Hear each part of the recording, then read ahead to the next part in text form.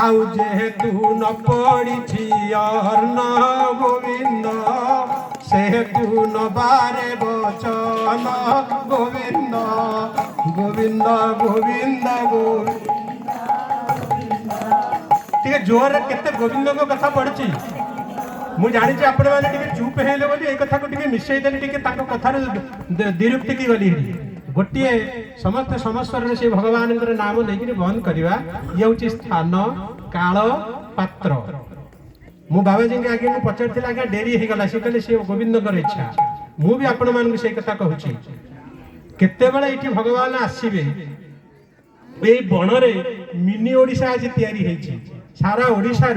गंजाम ठू आरंभ करी खोर्धा पुरी नयागढ़